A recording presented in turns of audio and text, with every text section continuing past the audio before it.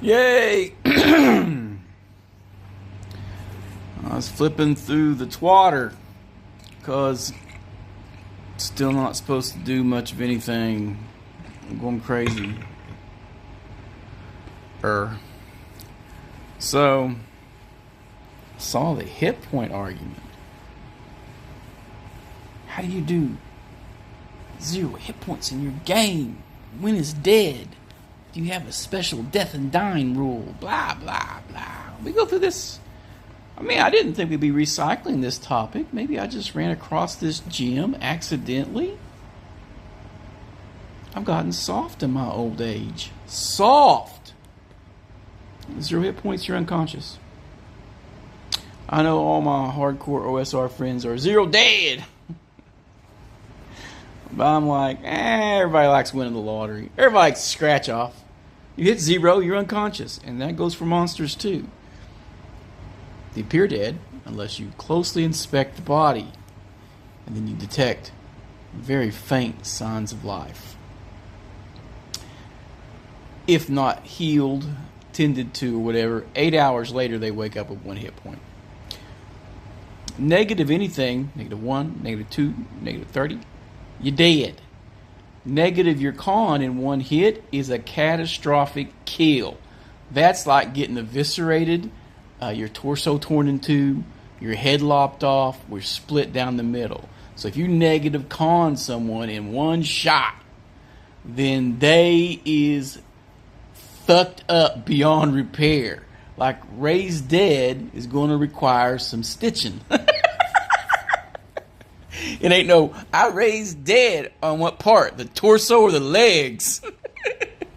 For some reason, it don't work. He comes back to life screaming in agony and dies on the table. Ah! I came back for this? Ouch! You bastards!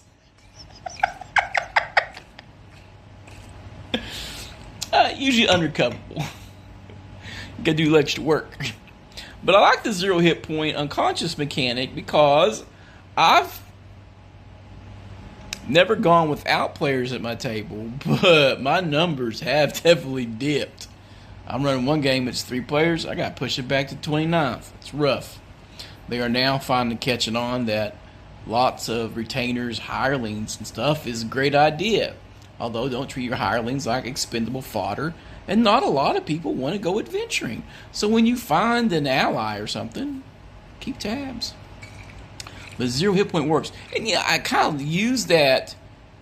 I was using that a lot. And in this last fight, we had 3 followers go down to exactly 0 hit points. Mathematically, that's weird. And that was the same way with one of my other characters. One of my players, my characters. They were hitting 0 all the time. So they were just getting knocked out for 8 hours. Useless for 8 hours. See, that's the other trick. You hit the 0, you ain't worth a shit for 8 hours. Even when you get back up. Unless they're casting like heal or something, you ain't getting right back up and returning to the fray. You just had a traumatic out-of-body life experience. You got your ass whooped. You got laid out, son. Anybody been knocked out knows you ain't getting right back up and jumping right in. You little out of it.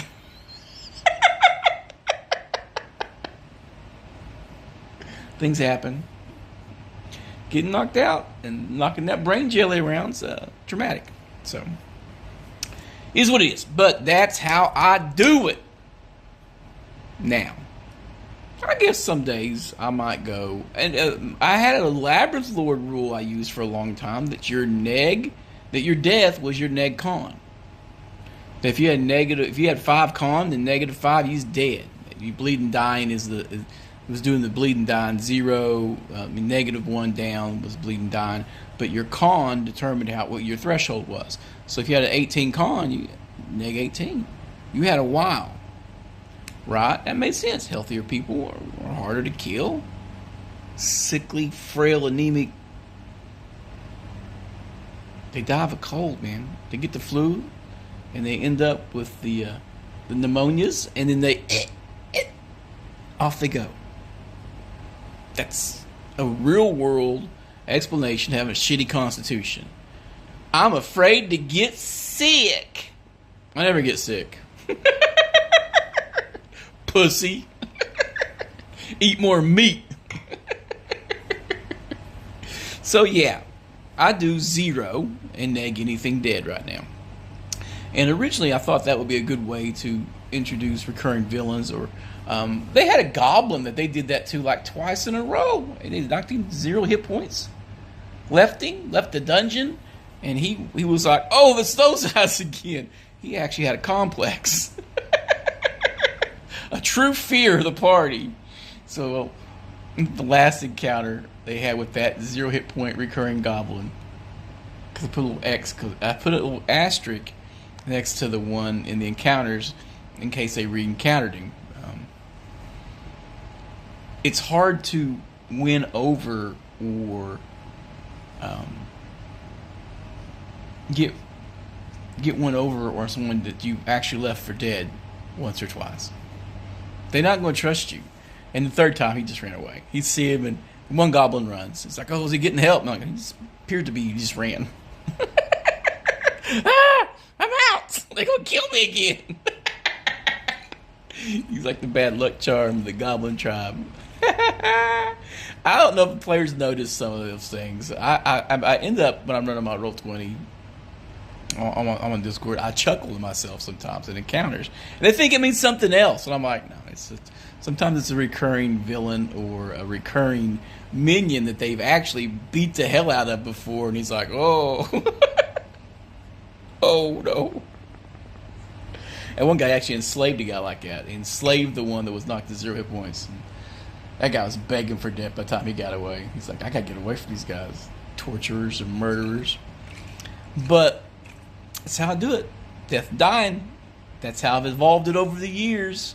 I do like the negative con, and I might do that with my next iteration of Wretched. I'm going to redo my Death and Dying. I think it's really like I have like a -3 threshold, but I'm going to tinker with it a little bit for not using XP, because I don't like their XP system. So I'm going to fiddle with it a little bit. Yeah, do some fiddling. But in my fantasy games, Old School Essentials, Labyrinth Lord, Dragon Slayer, and if I ever did Beg Me or something like that, that's how I'm going to do it. That's how I do it. 0 hit points, you win the lottery, you're just knocked unconscious. It gives like an extra hit point threshold.